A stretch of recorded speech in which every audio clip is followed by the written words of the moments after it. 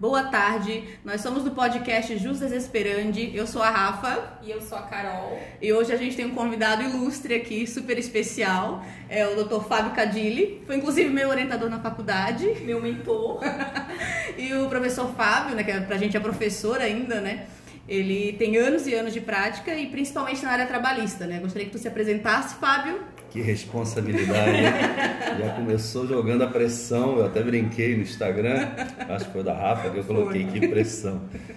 Primeiro agradecer a vocês, para mim orgulho imenso ter sido convidado e estar fazendo parte. Na realidade, quando a gente vê que todo professor se sente meio pai, apesar de vocês serem quase da minha idade. Mentira. Mas todo professor se sente meio pai, né? E quando a gente vê o sucesso de vocês, não só no podcast, mas também na advocacia, a gente fica muito orgulhoso. Parabéns para vocês, continuem nessa pegada. Obrigada. E vamos lá. Obrigada. Gravaram essa, né? Gravaram. Tá gravado aqui, né? Quantos anos, Fábio, que tu atura, né? Que tu atua. Atura também, né? Não deixa de ser. Então, Rafa, vocês sabem que eu sou carioca. Eu me formei, eu vim para Santa Catarina em 91. Tu se formou aqui ou lá? Formei aqui. Fiz pós-graduação em faculdades de fora de Santa Catarina. Mas eu me formei a graduação, fiz aqui. Fiz na Univale. Eu me formei em 99. E na época a gente não tinha... Acho que agora são 3 provas da OAB, ou 4, por ano 3, né? Na época só tinha 2. Não era nem nascida ainda. E aí quando eu me formei, eu formei em dezembro. Você não era nascido? 99 não, olha.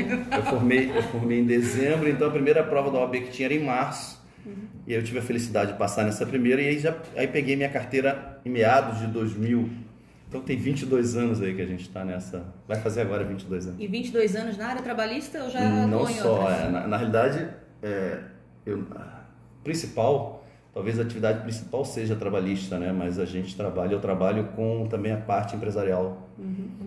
Não só trabalhista, trabalhista eu faço muito patronal, faço mais patronal, mas também fizemos a parte civil de empresarial, a gente trabalha também. E além de advogado, é professor também de faculdade, pós, né? Então, na realidade eu paguei minha faculdade dando aula, eu comecei a dar aula com 20 anos.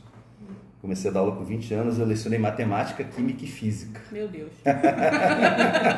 Socorro. Eu não sou nerd, tá? Não sou mesmo. Mas eu lecionei matemática por 5 para 6 anos, por aí 5 anos. E durante 2 anos eu trabalhei em química e física também, que era uma 8ª série, 2 8ª séries, né? E na época o município de Itajaí dava bolsa, e com o salário da aula e mais a bolsa, eu consegui pagar a faculdade. Aí eu trabalhei de 95, 96 até 2000 me formei. Aí 2001 ainda iniciei 2001 lecionando, só que aí começou a ficar incompatível as audiências com a aula. Eu tive que abandonar, acabei parando de lecionar para educação, ensino fundamental, né, que era na época. E aí fiquei 6, 7 anos sem lecionar, só advogando, e em 2008 eu retornei para a graduação, lecionando na Faculdade de Sinergia. Eu estou até hoje, vai fazer 15 anos, né? Fiz 14 agora, 14 anos. Salvo engano, hoje eu seria o professor mais velho do curso de Direito. Eu sou o professor mais velho, não de idade, a idade tem outros. Isso O meu amigo diz, Fábio né? Pousani, por exemplo, que é mais velho do que eu. Já tá jogando no roda, né? Não, meu amigo, eu tô brincando. Um grande amigo que eu tenho grande admiração. Na realidade, tem alguns que entraram mais ou menos na mesma época, mas eu acho que eu ainda sou mais velho. Tô lá, E assim que tu saiu da faculdade, tu já abriu o escritório sozinho? E também leciono na Uniavan de Itapema, Polo de Itapema. Entrei ano passado, em 2021, e estou lá também, estou nas 2 instituições. E quando tu se formou, tu logo já foi abrir escritório sozinho, foi trabalhar com outra pessoa? Como é que foi? Então, né? A gente ia ser um podcast só pra isso, né? Faz um pouco de tudo, a gente então, né? Quando eu estava na graduação, eu tive um professor da disciplina de Direito do Trabalho, que era um carioca também, que é meu amigo até hoje, virou meio que meu guru, assim. Foi juiz do trabalho em Videira, Freiburgo, Itajaí também passou por Itajaí, que é o Ricardo Jackson de Almeida Ramos, foi meu professor, e ele fez com que eu me apaixonasse pelo direito do trabalho. Então, quando eu saí, direito civil também gosto muito, mas eu já saí com aquela ideia de trabalhar com trabalhista civil, né, na época, e mais para o trabalho. E que na realidade eu comecei a advogar em virtude do futebol, tá? Vou explicar para vocês por quê. Assim que eu me formei, eu comecei a jogar pelo time da OAB de Itajaí. Eu já jogava antes amistosos, só que não tinha OAB ainda, não podia jogar, disputar campeonatos. Comecei a jogar campeonatos pela OAB de Itajaí. Num desses jogos eu conheci um advogado bem mais velho, que tinha escritório, eu trabalhava em outro de estagiário. E o advogado estava trabalhando sozinho na época, que era o Dr. Wilson Neves. E o Dr. Wilson estava querendo um sócio, estava querendo dar um upgrade no escritório, queria alguém mais jovem, então me convidou. E aí a gente trabalhou, aí nós abrimos um escritório, ele fechou o dele antigo, nós abrimos no outro local aqui em Itajaí. Nós trabalhamos quase 3 anos, na realidade eram todas as áreas, só que eu acabava focando mais no civil trabalhista, ali na área trabalhista principalmente. Né? O Wilson é bem civilista, E aí nesse meio tempo, eu acabei fazendo uma defesa, uma contestação trabalhista para um cliente, o Dr. Antônio Joanini Filho, lá de Itajaí. E o Dr. Antônio gostou da defesa e acabou me convidando para que passou a me conhecer, eu comecei a frequentar o escritório dele. E ele me ofereceu a sociedade e eu fiquei no escritório dele por 10 anos, sócio do escritório. É um grande escritório de Itajaí, e ele é um profissional que eu admiro muito, assim, aprendi muito. Eu entrei em um, saí outro, depois desse convívio com o Dr. Antônio Joanini. E aí eu saí em 2012, montei o meu e a gente está aí, estamos lecionando, estamos lecionando e advogando, que é nossas paixões, né? E tu sempre, quando começou na faculdade, sempre teve esse desejo de advogar? Ou tu pensava sempre, não, então, sempre quis? Eu até digo para os alunos em sala de aula, assim, se possível, principalmente o pessoal que está no 5º, 6º período, eu sei que é muito prematuro, mas que eles tentem sempre sentir que realmente eles querem. Quero ser juiz, quero fazer Ministério Público do Trabalho, ou quero advogar. Por que isso, gente? Porque em que pese você ter que estudar todas as obras, você consegue direcionar.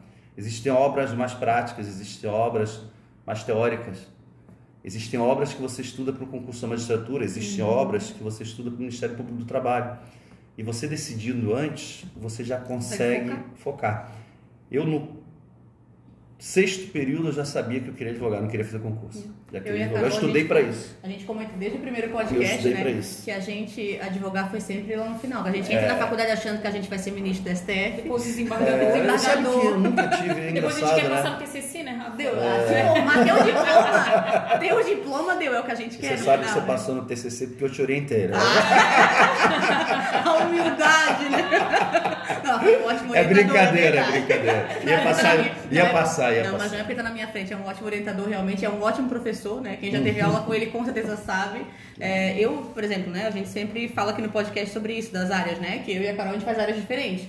E trabalhistas nunca gostei, nunca. E foi uma forma, até na época, quando eu fiz o TCC, foi uma época assim, não, eu sou obrigada a ver se de fato é isso mesmo, se eu detesto mesmo, né? O direito do trabalho. O Fábio, ele é professor raiz, né? O Fábio, ele passa O Fábio é igual no canetão ali, né? Assim, ainda Fábio.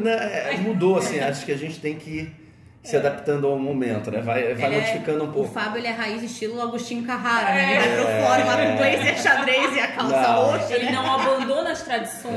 Tradicional. Agostinho Carrara, tu sabe que ele fala assim, eu sou de Alcântara. Alcântara lá em São Gonçalo. É a minha cidade, Alcântara. Carol conhece Alcântara. Alcântara foi o local onde estavam vendendo vacina do Covid antes de criar a vacina do Covid. É verdade, né? Lembra que deu na televisão? Sempre à frente do seu tempo, né? Brincadeira à parte, a gente modifica, né? Vai tendo que se adaptar, porque senão a gente acaba ficando para trás. Eu gosto muito da aula expositiva, eu gosto muito de falar. Eu sempre tive que slide, lançamentos de material. O aluno tem tanta coisa para fazer, ele tem tanta coisa para estudar. Quanto melhor, mais simplificar, mais facilitar. Exatamente. Facilitar. E eu sempre gostei de colocar os tópicos no quadro e explanar e fazer uma aula expositiva. Hoje, com essa questão do Covid, né, que nós tivemos aquelas modificações provenientes do Covid, a gente teve que se adaptar. E como eu acabei ficando quase 2 anos dando aula remota, eu incorporei a minha aula hoje, ainda que eu passe no quadro, eu mando material antes, mas eu mando no sistema. Deixo lá no sistema, porque acaba auxiliando eles também depois para estudar para a prova, etc. Dei uma upgrade. O Fábio quase não gosta de falar, né? É uma pessoa assim que ele não fala muito, né? E o que tu acha que teve de mudança agora na advocacia trabalhista, que foi mais importante agora nos últimos tempos, assim? Tá, vamos lá. Na advocacia, Rafa, quando eu iniciei, eu vou falar por Itajaí, tá? Navegantes ainda, quando eu iniciei, não tinha a vara do trabalho Navegantes, né? A gente ia na vara do trabalho de Itajaí, eram 5, 6 advogados que faziam todas as audiências da tarde. A procura pela justiça do trabalho era muito menor, pelo direito do trabalho. Você pegava numa turma com 50 alunos, você pegava 1, 2 que queria advogar na área trabalhista. O pessoal queria civil e penal, criminal, todo mundo queria ser criminalista. Dos olhos, né? Todo mundo queria ser criminalista. Então você pegava pouquíssimos assim, né? E eu lembro que eu fazia minhas audiências no meio deles ali, porque achava um espacinho, que eram sempre os meus advogados. Hoje não, hoje o direito do trabalho evoluiu muito, mudou muito, né? E quando falo evolução, não necessariamente para melhor, eu digo mudanças, né? Ele modificou muito e essas modificações também fizeram com que os próprios advogados que frequentam, que fazem as audiências na Justiça do Trabalho, acabaram modificando também o estilo dos advogados, porque hoje você vai na Justiça do Trabalho, você pega uma pauta de audiência de uma tarde, você vê 30 advogados diferentes. O pessoal hoje procura, você sai da faculdade querendo advogar na área trabalhista, sabe? Que não tinha na minha época. Quando eu me formei, não tinha muito isso. Era muito, como eu falei, civil e penal, civil e penal. Uma coisa que eu comentei ontem, engraçado, né? E você fazer essa pergunta hoje. Ontem eu estava conversando com um colega advogado que o que eu percebo assim, ó, o advogado recém-formado hoje, na área trabalhista, eu digo. Na trabalhista eu sinto muito isso. Ele dá muito mais trabalho hoje numa audiência que o recém-formado de 10 anos atrás ou 15 na área trabalhista. Por que isso? Por uma série de fatores. Melhora do ensino superior, não só isso. A própria evolução do direito do trabalho. Ele sai da faculdade mais entusiasmado. Exatamente. Ele sai da faculdade mais querendo, né? Emenda constitucional 45 técnica, fez com que aumentasse a competência, aquela coisa toda. O direito do trabalho. Eu tenho colegas advogados, que brincavam assim, o pessoal brincava. Tinha até um certo preconceito, sabe? Tinha até um certo preconceito. O advogado trabalhista sofria um certo preconceito. O pessoal dizia assim, trabalhista, é balcão de negócios. Agostinho Carrara. Gravata amarela. O pessoal, então, é isso aí. O pessoal na faculdade brincava sobre isso. Hoje você já não vê muito isso, sabe? Porque nunca foi tão formal, né? Hoje você já não... Eu não sei se isso é bom ou ruim, tá? Pra ser sincero, mas hoje você não vê mais isso, sabe? O que o advogado trabalhista tem que ter? Qual que é o diferencial para as outras áreas? O que ele tem que ter? Tem que ter dedicação, que não é diferencial da trabalhista em toda... Eu acho que no direito em geral, né? Ele tem que ter dedicação, o advogado trabalhista ele tem que ser muito... persistente. Safo. Né? Também. Safo no sentido Dinâmico, de né? dinâmico. Tem que ser muito rápido, porque ele está conversando com um colega, ele está olhando a ata de audiência que está sendo digitada no computador na frente dele, está escutando o que o juiz está falando. Então ele faz 3, 4 coisas ao mesmo tempo. Em audiência, né? Tudo. Então o que eu faço? Eu brinco com os alunos, e na realidade não é uma brincadeira, é um conselho, eu digo sempre para eles assim, ó. Quando você vai fazer uma audiência, você não precisa ter medo da audiência, mas você tem que estar com aquele estado tensional, de atenção, tensional não de tensão. Ele na barriga, né? Porque se você entrar relaxado numa audiência, a possibilidade de você sofrer uma invertida ou fazer uma audiência ruim é muito grande. Você tem que estar, principalmente na Justiça do Trabalho, porque ela é muito dinâmica, muito rápido, tudo acontece muito rápido. Então, como tudo acontece muito rápido, você tem que estar muito atento mesmo. Mas nós temos aqui, eu vou falar, nós temos na nossa região, Santa Catarina tem excelentes advogados trabalhistas. Tem muito advogado trabalhista. Tem muito advogado trabalhista e tem alguns muito bons mesmo. Tá? Tem alguns. Não vou citar nome para não ser. Não acabar excluindo alguém. Exatamente, né? Mas tem muita gente boa. Tem muita gente boa. Itajaí também tem muita gente boa. E das últimas decisões, assim, o que te chama mais atenção? Né? A gente até colocou, foi um dos tópicos para a gente conversar, que a gente achou interessante. Foi porque a minha sócia, né, também faz trabalhista, né, que é uma coisa que eu não faço, mas que é da parte da Uber, por exemplo. Tá, vamos lá. Antes de eu entrar nessa questão das atualizações, Rafa, é porque para falar sobre isso a gente tem que falar com uma coisa antes. Né? A gente tem que falar uma coisa antes. Falar sobre o direito do trabalho em si.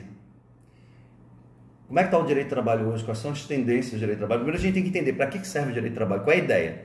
A ideia do direito do trabalho sempre foi bem-estar social. Na realidade, essa intervenção estatal nas relações privadas busca o quê? Bem-estar social, pacificação social.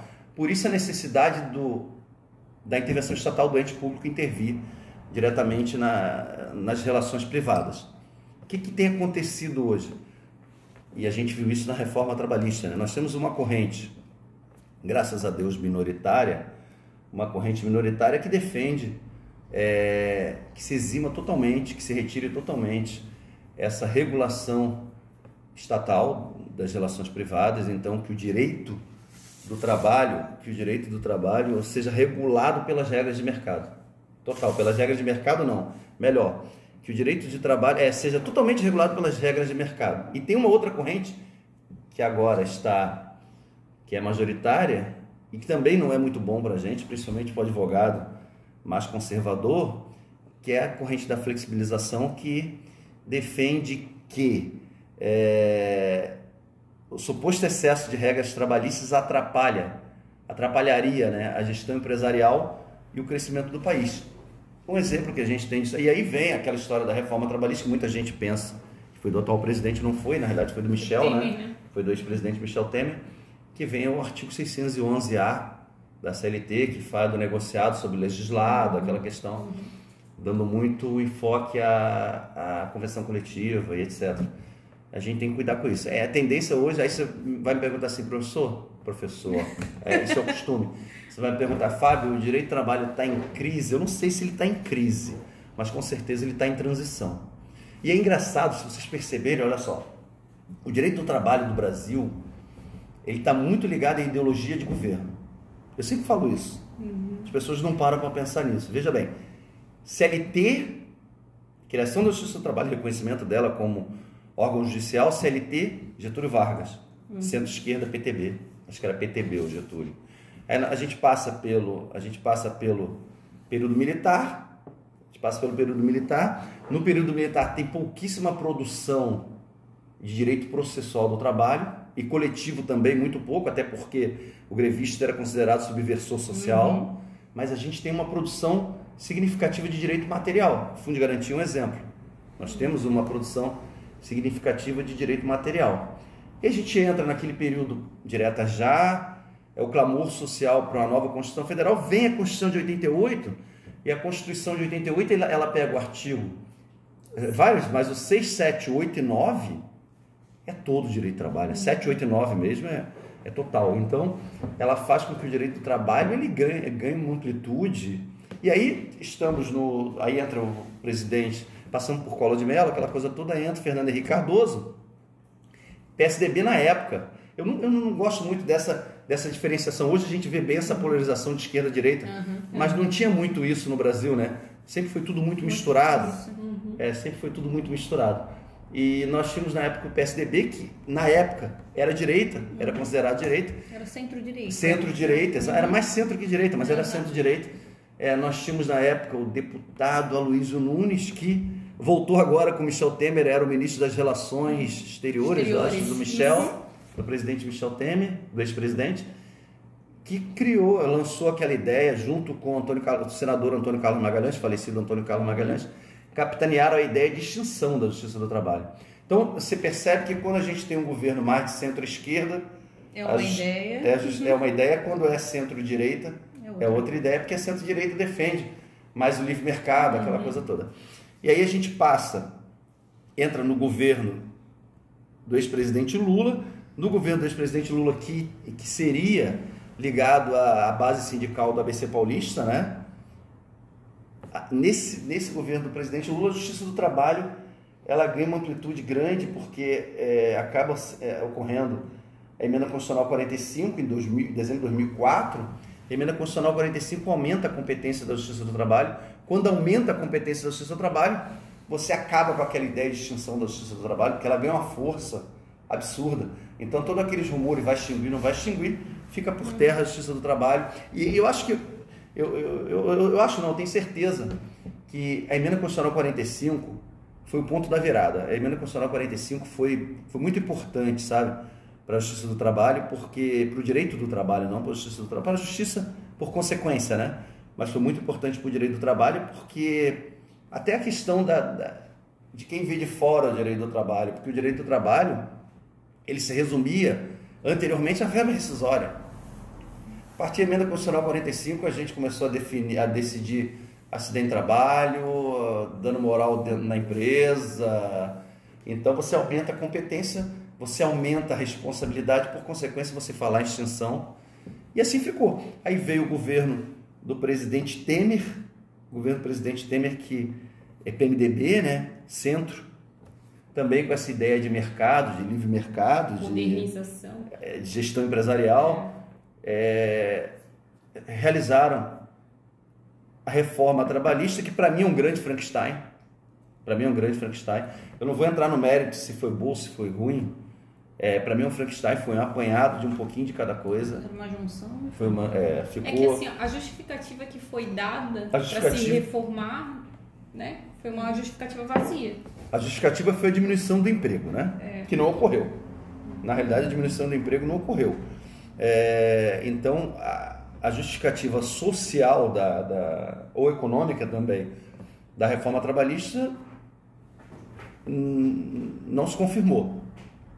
O que a gente observou na realidade pós-reforma? Uma queda vertiginosa no primeiro momento, né? Do número de ação, porque na realidade com a questão da sucumbência, que a gente vai falar daqui a pouco, muita gente evitou de entrar com ação, muita gente deixou de procurar a Justiça do Trabalho. Porque antigamente era muito assim, né? Entrava com ação, se eu não ganhar, eu também não vou perder. Exatamente. Aí colocava ali o valor da cláusula, né? 1 milhão. Não, isso aí. Like, né? Sabe que, Carol, esse foi o lado positivo, tá? Eu costumo dizer, eu tenho um livro que até o Dr. Leonardo Fischer foi um dos autores, tem vários juízes de Santa Catarina, sobre a reforma trabalhista, né?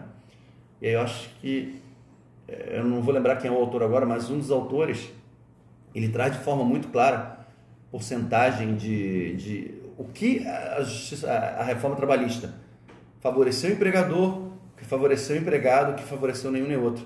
E eu peguei aquela porcentagem dele e fui fazer, bem casca grossa, assim. Peguei artigo por artigo e fui observando. E bateu realmente. 65% da reforma trabalhista, em torno de 65%, foi voltado para a empresa. Então, quer dizer, é necessário? Não sei se era necessário. Eu sempre fui, depois eu mudei, tá? A gente está aqui para mudar de opinião, né? Eu sempre fui contra a modificação de CLT, sempre fui contra. Eu achava que a CLT, ela estava, apesar de ser de 43, ela estava anos-luz à frente dos outros institutos, etc. Só que com o tempo a gente vai surgindo novas profissões e você vê que a CLT não conseguia abranger tudo, e a gente começa a mudar de opinião. Então eu até estava convencido que seria necessária uma reforma, mas não do jeito que foi feita. Eu sou um crítico da reforma, sabe? Eu sou um crítico. Não da reforma, de como ela foi feita. Poderia ter sido feita uma reforma muito legal. Se meu orientador é contra, eu também sou contra, né? Eu não entendo nada de trabalho, mas se ele é contra... Poderia ter sido feita uma reforma muito melhor. Muito melhor. Ela foi feita muito rápida. Né? Não foi ouvido. Nada. Foi muito rápida. Foi de julho a novembro, é muito rápido. Eu acho que é a utopia que fala que assim, o empregado ele tem plena liberdade de negociar diretamente com o empregador. Eu acho que isso é uma utopia. O empregado ele vai impor... Não foi da forma como eles pregaram, né? Mas ainda assim, ainda bem que não aconteceu da forma como foi pregada na época. A gente imaginava que viria pior, assim, acabou não vindo. Mas ainda assim, que na realidade, Carol, se você pegar a reforma trabalhista, você vê que é um apanhado, assim, eles não seguem muito, com todo respeito às pessoas que cuidaram e que fizeram, como eu falei, na minha opinião, é um grande Frankenstein, assim. Tem coisa boa? Claro que tem coisa boa. Não poderia ser de toda ruim, né? É claro que ela tem coisa boa, mas de uma maneira geral ela nada, não passa de um apanhado. A verdade é essa. Eles pegaram um pouco de cada coisa, juntaram numa só. Isso. E assim foi. Não é nem que pegaram um pouco de cada e juntaram numa só. Na realidade, o que eles fizeram? Eles pegaram várias coisas, só que não seguiram uma linha, mexeram em coisas que não precisavam ser mexidas, na realidade, e isso vai muito do que você falou, sobre a falta de estudos, na realidade, de pesquisa popular. Né? Na realidade, poderiam ter juntado, exatamente, mais, né? Poderiam ter juntado juristas da área do trabalho, ver quais eram, o que deveria ser mexido, o que poderia ser mexido. Na realidade, tem coisas que mexeram que não mudou nada, que não precisava nem mexer. Tem outras que mexeram que, olha, foi um absurdo, enfim. Aí a gente teria que ter uma aula só de reforma trabalhista para poder dissecar, né? Mas vamos ver. Agora nós estamos na iminência de novo, e vai ser uma confusão. Ano que vem promete, porque nós estamos na iminência de nova eleição. O atual presidente diz que não mexe na reforma. Ele até tentou uma mini reforma 2 anos atrás, né? E o concorrente diz que vai cancelar a reforma trabalhista e vai voltar tudo como era. Que eu também não sei se é o melhor caminho. Sabe? Então, novas emoções está para vir por aí, vamos esperar. E aí quem se ferra é a gente, que a gente tem que estudar tudo de novo, né? Quando a gente consegue aprender, vai começar tudo de novo. E assim, nos últimos acontecimentos, né, o surgimento da pandemia e tudo mais, né, a gente viu quanto a gente precisa do direito do trabalho. Exatamente. Porque surgiu também, nesse novo governo, surgiu também no início essa ideia, né? Vamos extinguir, vamos fazer... Já acalmou de novo. A gente chegou a escutar de advogados, né? Essa parte de não tem que extinguir mesmo. Não tem como extinguir, gente. Exato. Você não tem como extinguir. Dentro da Justiça do Trabalho. Uma audiência trabalhista, a gente escutou isso. Tem alguém satisfeito. Na frente da juíza. Assim, a gente imagina que sentença foi recebida, né? Como é que você vai extinguir? Com o artigo 6, 7, 8 e 9 da Constituição Federal, você vai ter que mudar a Constituição. Alguém vai ter que dar guarida àqueles direitos. Não tem. Vai fazer o quê? Vai se criar uma nova justiça, então, mas só vai mudar o nome. E aí, que não tem como deixar o trabalhador à mercê. É um exemplo a ser seguido. A gente estava conversando do dinamismo. É muito mais rápida. É muito mais rápida que um cível, né? A Justiça do Trabalho, o grande diferencial dela é a celeridade, sem dúvida nenhuma. Por que celeridade? O processo do trabalho ele é bem menos tecnicista do que o processo civil. Não é que ele não tem regra, ele tem. Por isso que um dos princípios do processo de trabalho, alguns doutrinadores defendem que é o informalismo. Eu não concordo. Você vê que eu não concordo em algumas coisas. Né? Eu não concordo porque eu não acho que ele seja informal. Ele é formal, ele só não é tão formal quanto o processo civil. Mas ele tem formalidade, entende? E pelo fato dele não ser tão formal quanto o processo civil, as coisas fluem com muito mais rapidez. Por exemplo, um exemplo clássico, a gente não tem recurso de decisão interlocutória, né? Não tem agravo instrumento no direito do trabalho é para outra coisa. Para destrancar recurso. Então a gente não tem. A decisão interlocutória é que mata no processo civil. Aí o processo de trabalho corre muito rápido. Hoje corre até menos rápido por causa da evolução do direito do trabalho e agora com esse negócio de pandemia, etc. Mas é muito célere mesmo. Vamos ver se vai voltar presencial, né? Nós estamos ainda. Tá para voltar, tá voltando. A gente até voltando. Né, nos últimos podcasts, como, claro, né? Instruções de julgamento tem que ser presencial. Eu também acho. Mas a parte conciliatória não tranquilamente. Eu sigo a mesma linha. Continuar tranquilamente. Eu perdi uma tarde, Rafa. Perdi uma tarde. Para ir, a Carol trabalhou comigo. Para quem não sabe, a Carol foi minha estagiária em 2014, Carol. Estagiária não, Fábio. Eu fui advogada. Você foi advogada? Fui jovem advogada do teu escritório. Sério? É assim, ó, eu estava chegando a minha OAB. Mas você entrou como estagiária. Eu ainda fazia café. Eu já era advogada. Olha só, a exploração do estagiário. Não, é porque o Fábio gostava do meu café. Eu faço café até hoje. Isso aí não é demérito. Não, mas com certeza. A gente tem que limpar o escritório e fazer café, né? Eu faço café pra Rafa. É porque o teu café é melhor, é verdade, cara. Na realidade, eu crio desculpa lá no escritório para os outros advogados que o café deles é sempre melhor que o meu. Pô, seu café. Meu café é melhor? O teu café de fato é melhor. O Marcelo é especialista em café lá no escritório. Marcelo, seu café é muito bom. A gente comentou já em vários outros, né? Que quando a gente sai, a gente pensa, meu Deus, né? Quando a gente abre o escritório, a gente vai achar que a gente vai ter o escritório com 500 funcionários. Vai ter a moça do café, todo mundo tem que aprender na faculdade a gestão de escritório, porque a gente vai gerir nosso escritório, a gente vai limpar ele, a gente vai fazer o café, a nossa parte financeira, é a gente que cuida de tudo. Quando a gente iniciou, a gente falava que ia ter a moça do café, né? E os 2 estagiários, que seria a Paulinha e o Matheus. Daí a gente até fala, né? Ai, cadê a Paulinha e cadê o Matheus? Nós somos a Paulinha e o Matheus, porque né, nós fazemos tudo. Carol foi interessante, porque a Carol, quando foi trabalhar comigo, foi logo quando eu tinha saído do escritório do Dr. Joanine, né, que eu tinha montado o meu, então foi recém ali, estava recomeçando o escritório próprio, foi muito legal mesmo. Lembrei aqui de uma coisa, em relação vocês perguntaram que eu comentei como aumentou o número de advogados na trabalhista, também por uma outra coisa, Rafa, e Carol, pela rapidez de recebimento. Como sai muito acordo, você recebe muito mais rápido. São valores teoricamente menores que no civil, mas você recebe mais rápido. E para o advogado, principalmente para o recém-formado, é de grande valia, sabe? Ele precisa de dinheiro agora, já pagar as contas, etc. Exatamente. Então também aumentou muito. E a parte da Uber? O que tu achou da das atualidades, vamos lá.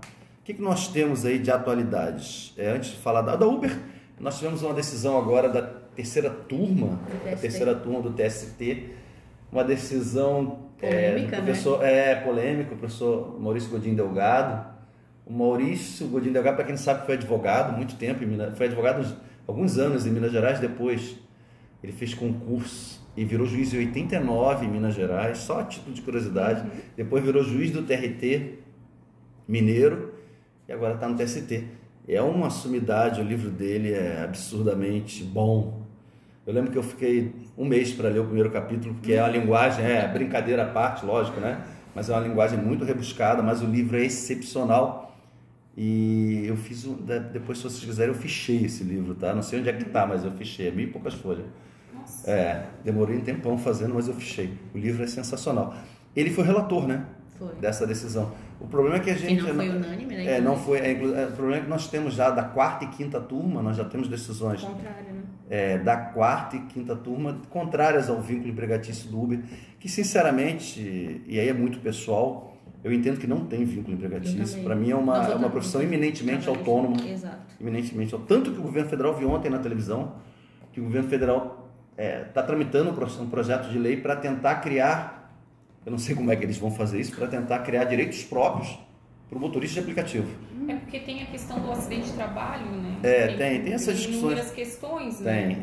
Só que aí você entra eu cheguei a ler hoje mais a fundo a decisão da terceira turma, tem aquela discussão, que na realidade a grande discussão, Carol, é autonomia, né? Você não tem um controle. E nesse processo também em específico, né, dessa decisão do Godinho... Ainda que se tenha, é um controle rudimentar, né? Um controle muito simples. Nessa decisão que o Godinho foi relator, inclusive nesse processo, é até bem importante a gente destacar que ele só trabalhou por 57 dias. Foi 57 dias que ele foi motorista de aplicativo e ele mesmo, no depoimento pessoal dele, ele falou que não recebeu nenhum tipo de ordem, não teve nenhum tipo de supervisão. Tá, mas tudo bem. Mas vamos considerar que ele tem trabalhado 2 anos. Eu acho que o tempo... na realidade, a gente vai ter que analisar os elementos caracterizadores da relação de emprego. Pessoalidade. Preenche, exatamente. Só mas se ele já não tinha nem a subordinação desses 57 então, dias. Eu acho. E assim, mas tem a eu não pessoalidade. vejo. Não, mas tem que. Se eu chamo Fernando, vem Não, mas você tem que preencher todos, né? Você tem que preencher todos os requisitos. Não é só um. Então, eu não vejo mas aí, como... eu não sei se não tem subordinação exatamente, né? Porque eles não podem cancelar do nada, né? Não sei como é que funciona. No aplicativo isso. atualmente, né? Sabe o que eles vão fazer? Eles vão levar... Uma época eles vão levar... Sem, eu acho que agora talvez a Uber tenha mudado um pouco a política. Por causa desses entendimentos divergentes aí, provavelmente eles vão levar para o SDI 1. Para o SDI, para poder o TST se manifestar quanto... Tanto que a própria Uber já fala que agora não quer mais atuar no Brasil, justamente por esse plano de reconhecimento de vínculo. Vão tentar levar para a uniformização disso aí. Tentar um posicionamento, sabe? Eu acho que tem que ter uma lei própria, sabe? Acho que deve a ideia do... isso, foi o que eu vi na mídia ontem, que eles estão querendo fazer, sabe? E a parte da sucumbência, né? Que a gente estava comentando sobre a sucumbência. A sucumbência, ela vai ter essas mudanças que tiveram agora na sucumbência. Agora foi em abril também. Na realidade vai ter um reflexo absurdo na própria... Não só no direito do trabalho, como na justiça do trabalho também. Eu creio que vai aumentar, vai voltar a aumentar... Não, vai aumentar... Pode ser que aumente o número de ações. Por quê? Porque a reforma trabalhista, ela incluiu 790B, e o 790B dizia, a grosso modo, dizia assim, ainda que você seja beneficiário, que você tenha o benefício da justiça gratuita, se você perder a perícia, for sucumbência na perícia, você paga. Ou se obter créditos, né? E a outra situação é que se você tivesse algum crédito e ainda que fosse beneficiário da justiça gratuita, poderia fazer compensação desse teu crédito. Gente, assim, desde 2017, que eu falo em sala de aula, você pode pegar todos os meus alunos que eles vão confirmar. Não existe justiça gratuita pela metade. Ou você dá justiça gratuita, ou você não dá. O Tribunal de Minas Gerais, alguns anos atrás, o TRT, acho que, se eu não me engano, é o 4 de Minas, primeiro do Rio de Janeiro, logicamente, né? O TRT de Minas Gerais já tinha declarado inconstitucionalidade em relação a essa justiça gratuita alguns anos atrás, logo depois da reforma. Não existe justiça gratuita pela metade. Você quer discutir justiça gratuita? Faz igual a justiça comum está fazendo. Você aumenta os critérios para análise dessa justiça gratuita, faz o cara trazer documento, avalia se realmente ele tem direito. A partir do momento que você concede essa justiça gratuita, acabou. É justiça gratuita. Você não vai fazer o cara pagar perícia, você não vai fazer o cara fazer compensação dos créditos dele, ainda mais, e era interessante o 790, que diz assim, faz compensação dos créditos, ainda que seja de outra ação. Olha, absurdo. Então, totalmente fora do... E acaba dando até aquele receio da pessoa de entrar com uma ação trabalhista. Então vai pensar 2 vezes antes. Porque se eu perder, eu tenho que pagar sucumbência ainda, meu Deus, né? Dependendo do valor da ação. Aí tu vai explicar pro teu cliente que ganhou ação, mas aí teve que compensar em honorários. Tá, mas cadê o meu valor? Não vai receber nada. E aí nós temos essa decisão na ADI 5766, né? Essa decisão do STF, onde declarou inconstitucional. E é interessante porque o que ele faz? Ele declara inconstitucional tanto essa questão da perícia, como também a questão do crédito, da compensação do crédito. O que acontece com isso, gente? A sucumbência volta como era antes, como deveria ser. O cara tem justiça gratuita, ele tem justiça gratuita. Qual é o risco que a gente corre disso? Voltar aquelas ações que a Carol brincou antes no início, aquelas ações estratosféricas de 1 milhão, 1 milhão e 200. Não, que agora, se ele tiver justiça gratuita, né? Mas por outro lado, porque você autoriza muita gente a entrar com rescisório para cobrar, né? Os advogados que de fato receberam, mas eu não penso nem, eu não vejo nem nisso. Isso aí eu nem penso nisso, Carol. Eu penso mesmo nas ações futuras. Qual é o lado positivo? O lado positivo é que tem uma corrente que defendia que a sucumbência ela limitava o acesso à justiça. Porque aquele cara que tinha um valor para cobrar de 5, 10 mil e que tinha medo de ser condenado em 2 se não ganhasse, não tem documento nenhum, mas pode entrar com produção antecipada de prova. Dane-se. Ele tem medo. E agora com essa decisão volta ao que era antes, que é bom. Vamos esperar o reflexo disso no mercado, né? No mercado que eu digo, não mercado que eu digo nas relações de trabalho. Como forçava muito o acordo também, né? Forçava. Mas assim, o grande problema que eu via, Carol, é assim, dificilmente o trabalhador tem documento em mãos, sabe? O trabalhador não guarda. Não adianta. Aí ele procurava o advogado vai entrar com ação, ele tinha que... Alguns pediam produção antecipada, alguns iam no risco. Aí tem aquela discussão, o rito ordinário, também objeto da reforma trabalhista, rito ordinário tem que ser liquidado. Aí tem aquela discussão, a liquidação, ele limita o pedido ou não limita? Se você botar 70 mil no valor da causa, sentença vai ter que ter 70 ou pode passar? Então, tem uma série de discussões. Isso é uma coisa que é outro assunto da reforma que é bem legal para se discutir. E a decisão do pleno lá sobre a terceirização? Essa decisão, porque na realidade essa decisão do pleno foi agora, né? Essa decisão do pleno foi desse ano, fevereiro, do pleno TST, porque a terceirização tem aquela lei de 2017 que admitiu a terceirização para atividade fim. Logo depois, em 18, eu não vou saber bem data, mas logo depois, o STF, as ações de inconstitucionalidade, o STF não acolheu, manteve a legislação, né? Manteve a ideia de possibilidade de terceirização e atividade fim. Tinha uma discussão quanto à fraude, se essa terceirização, se a lide for objeto de fraude, se essa terceirização for fraudulenta. Existia uma discussão se precisaria, se teria um litisconsórcio facultativo, se era necessário. Agora, em fevereiro, foi decidido pelo pleno TST que litisconsórcio necessário, tem que entrar tanto o prestador de serviço quanto a tomadora e mais. O que seria isso para o jovem advogado? Os dois, não.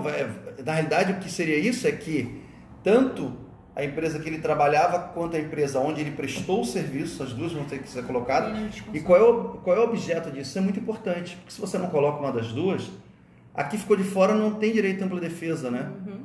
Ela não consegue se defender. Então, A ideia do TST é que traga as duas no polo passivo da demanda, o litisconsorte necessário, e mais, a decisão unitária, uma decisão para as duas. Tem negócio de decisão quebrado. Na realidade, isso aí foi muito legal.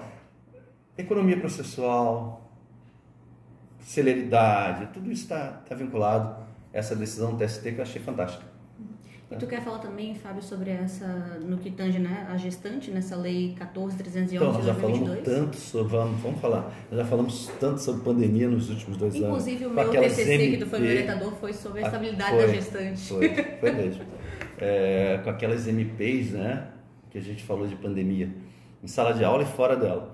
Na realidade, nós tivemos agora a lei 14.311, agora em 2022, salvo engano, é de março a lei, que ela permitiu, na realidade, ela permite que a empresa traga novamente ao labor, traga para dentro da empresa a empregada vacinada, a gestante vacinada, desde que essa vacinação seja completa. Ela não precisa estar mais trabalhando em home office, né? Teria que ter as 3 doses. Ela teria que ter a imunização completa e ela poderia voltar. Caso ela não volte, caso ela opte por não se vacinar, ela assinaria uma declaração para a empresa, dizendo que optou por não se vacinar e se comprometendo a cumprir as medidas de segurança. E aí poderia retornar. Só que se a empresa tem a possibilidade da empresa não trazê-la de volta. A empresa pode optar por deixá-la home office, tá? Isso é importante colocar assim. A empresa não obrigatoriamente tem que trazê-la, ela pode, se quiser, deixar a empregada, a funcionária, a colaboradora, como você quiser chamar, cada ano chama. Em caso de impossibilidade de home office? Porque tem cargos que, de fato, a pessoa não pode fazer home office, ela tem que estar presencial. Tinha até um investimento no TRF4 ela volta. O Estado teria que pagar, né? A ideia, então, ontem, foi bom tu falar sobre isso. Ontem uma instituição de ensino me procurou para que eu, por causa do Dia do Trabalhador, nessa época a gente sempre é procurado, né? E aí procurou para que respondesse algumas perguntas a respeito desses novos trabalhos, etc. E a pergunta foi exatamente sobre isso. A pergunta foi sobre os gastos que o funcionário tem estando em casa, em home office. Estando em casa em home office. E aí, a gente cai na seguinte celeuma. Vamos lá. O que diz o artigo 2º da CLT? O artigo 2º diz assim, ó, o que é empresa? Você lembra o que é empresa? Vocês foram minha aluna, vocês têm que lembrar o que é empresa. Não lembra o que é empresa? Não, vou deixar para ti falar, claro. Então, no caso, tem a questão do risco da atividade. Exatamente. O que é empresa? Qual é o principal? A empresa assume os riscos da atividade econômica. Se a empresa ficou vermelha, a Rafaela ficou vermelha. Se eu só queria saber direito não, mas é coletiva que dirige, assalaria e admite a prestação. Trabalho não é para mim, né? Eu estou aprendendo, todo dia eu aprendo assume os riscos da atividade econômica, dirige a salaria e admite a prestação pessoal de serviço. Se ela assume os riscos da atividade econômica, já é um gatilho para você poder cobrar. Segundo ponto, aquelas MPs que regularizaram o teletrabalho. Nas MPs que regularizaram o teletrabalho também tem disposições sobre isso. Que até tem a diferenciação, né? Porque muita gente acha que teletrabalho é igual ao home office. Que tem que ceder os aparelhos, tem toda aquela regulamentação. Tem diferenciação. Que a gente não vai entrar agora também, senão a gente vai ficar até 7 horas da noite. Né? O Fábio vai querer voltar, porque tem cerveja, né? Que o home office, inclusive, é uma coisa mais atual, mas o teletrabalho já está nascendo, inclusive. Está há muito tempo. Já há algum tempo. Então, assim, ó, eu até respondi ontem isso. Em que pese opiniões divergentes quanto a isso, quanto a gastos, eu entendo que se há gastos extraordinários, existe a possibilidade de cobrança, sim, caso a empresa se recuse. O cara gasta tanto de luz, passa a gastar mais. O cara gasta tanto de internet, passa a gastar mais. Não tem por que não tentar a cobrança, com base nesses dois dispositivos, né? Na MP e no artigo 2º da CLT. A questão da gestante é que assim, o Estado ele quis proteger, né? Só que ele não... Ele jogou para o empregador, né? Se não tem possibilidade, o empregador tem que pagar, mas... Porque na realidade, o Estado... Ele... É um ônus, né? Infelizmente, isso é uma coisa que acaba fazendo com que até não contrate mais mulheres, né? Mas o Estado, você tem que ter em mente o seguinte, a ideia do Estado não é proteger a gestante, é proteger... O nascituro. Então a ideia é proteger... Só que quem está com o nascituro na barriga é a gestante. Tanto que na lei 14... tanto que na lei 14.311... Eu não vou lembrar bem a expressão, mas ela fala quando se apaziguasse o estado pandêmico, entendeu? Melhorasse, que agora está, né? Ok, está vacinado. Teoricamente, né? teoricamente. Até não surgir mais tivemos uma carnaval cepa, agora, né? Agora eu tenho medo, né? Mas se não vir surgir mais uma cepa por aí, estamos tranquilos. Nós chegamos a entrar com alguns pedidos de auxílio maternidade, né?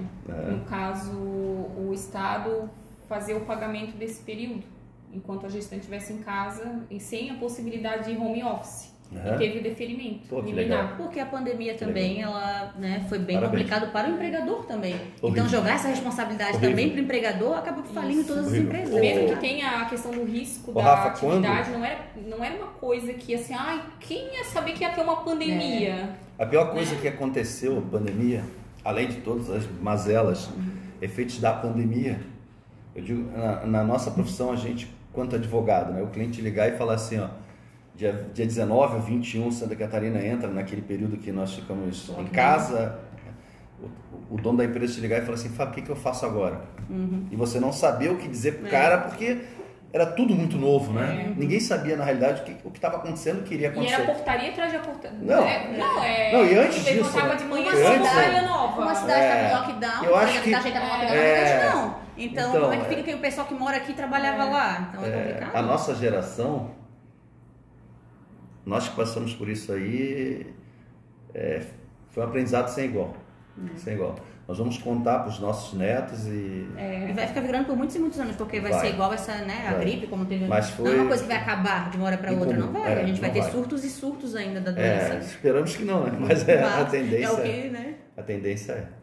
Muito obrigada, Fábio. Que isso. A gente só tem a te agradecer. Eu fico orgulhoso de poder vir aqui conversar com vocês, esse bate-papo. E vai ter mais temas, porque agora a gente fez a segunda parte, né? A gente fez um especial, né? O pessoal não sabe, mas aqui a casa tá cheia, tem mais gente quietinha aqui escutando. Tem plateia. É aquela coisa, surgiu uma pergunta da plateia, ela tá aqui. Pede ajuda do universitário, né? Pede ajuda do universitário. Muito obrigada, Fábio. Obrigada, Se tu possa, a gente vai ter parte 2, 3, 4, com certeza. Só marcar, a gente agradece. Tô aberto a... Muito obrigada por o assunto que vocês quiserem falar, me avisem. Tem a parte também do direito desportivo. Que o direito esportivo é minha grande paixão.